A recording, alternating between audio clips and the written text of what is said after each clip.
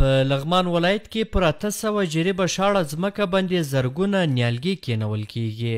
د لغمان ولایت مرکز مهترلا مړوند د بابا صاحب په سیمه کې د یو خیریه بنسټ له لورې د 800,000 ډالرو په لګښت اوس 25,000 نیالګي کېنول کیږي او تر 2 کلونو پورې به دغه شمیر 2 لکه نیالګیو ته ورسیږي. د دې بنسټ مسؤلین وایي چې دغه شاړه ځمکه یې له حکومت څخه اجاره کړې او هڅه یې دا ده چې دلته د کرنې په برخه کې ګڼ فعالیتونه ترسره کړي. په لغمان ولایت کې تقریبا 800 جریبه ځمکه د دولت څخه اجاره کړې ده. موږ دلته څو برخې پلان لرو. یو د هغې نه چې تاسو عملا ګورئ باغداري ده، مالداري ده او ترڅنګ یې تفریحي پارک هم ورسره شته چې موږ فی الحال اوس په باغداري برخه کې کار کړی دی. عملا 100 جریبه شاوخوا ځمکه عملا موږ جوړه کړې ده او دلته اوس نیالشاني کوو.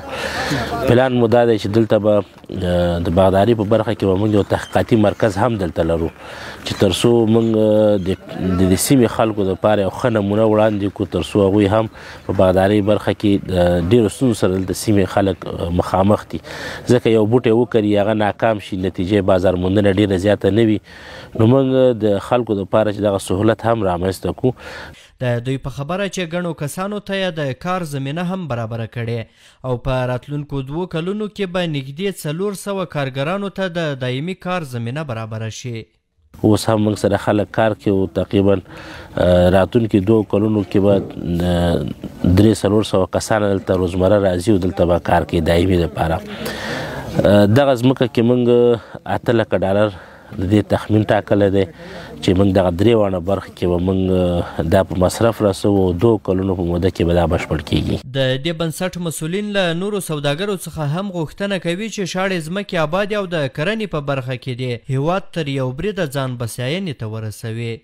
نو تجارانو څخه هم غوښتنه دا ده چې دوی عوض دې نه چې نورو ملکونو څخه ارتزاقي مواد افغانستان ته راوړي او دلته پر خلکو باندې پلور یا تجارت کچې په همداسې شکل سره ده، نو که دا برعکس کو دلته موږ ښه امکانات په خپل هیواد کې لرو او همدغه د موږ ښه استفاده وکړو او همدغه د همدې حاصلات موږ نورو ملکونو ته ولیږو. په دې ځمکه کې په کاربوخ کسان د خوښۍ ترڅنګ زیاتوي چې حکومت دې شاړې ځمکې آبادې کړي او په دې ډول د هیوادوالو ته د کار زمینه هم برابره کړي. زه خو د دې نه شکرګزار یم په دې باندې چې زما ته د کار زمینه برابره شوې ده دلته او زه راځم دې نه ډېر شکرګزار یم د دې خلکو نه خیري بنسټ والا نه دې نه ډېر شکرګزار یم چې زه دلته په کار باندې ګمارلی یم او دغه ته زه راځم او بچیانو ته حق حلاله روزي پیدا کوم. ډېر خوشحاله یو. زموږ ځوانان به ټول په اخواته نورو هیوادونو ته تلل، په لارو کې په تکلیفونو کړاوونو سره به اخواته اوښتل. اوس ډېر خوشحاله یو ماشاءالله چې دغه کار شروع شوی دی. ډېر تعداد ځوانان دلته لګیا دي، کار کوي، په کار باندې بوخت دي، یو مړۍ ډوډۍ خپل بچیانو ته پیدا کوي. من دغه غوښتنه دا ده چې دغسې 4-5 نفره چې نور دغسې کار شروع کړي نو اقلا دغه د کیم بابا صاحب ډاک کرتومیان د مرکز ځوانان ټول په کار کېږي، له نشو نه هم بدطرفه کېږي. بیکاري د اول دغه زموږ کیم کې چې ګورې دونه نشیان دي، هم پوډر وایي، هم شیشه وایي، هم چرس وایي، دا ټول د بیکارۍ له وجې نه ده. د لغمان ځایي چارواکي هم وایي چې روان کال یې ګڼو کسانو ته دولتي ځمکې د کرنې لپاره په اجاره ورکړې او پلان لري چې په دې ولایت کې ډېرې شاړې ځمکې آبادې کړي.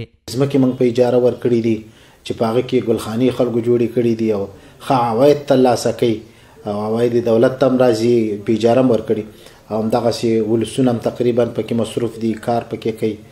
د یادونې وړ ده چې اوس د هیواد په ډیری ولایتونو کې د نیالګیو د کینولو لړۍ پیل شوې ده او دغه ورځ څه موده وړاندې کابل ښاروالۍ هم ویلي وو چې سږ کال به 6 لکه نیالګي کیږدي او د دې کار د ترسره کولو لپاره یې 1000 کارګران هم په کار باندې ګمارلي دي. احسان الله کریمي، CMG، د لغمان ولایت.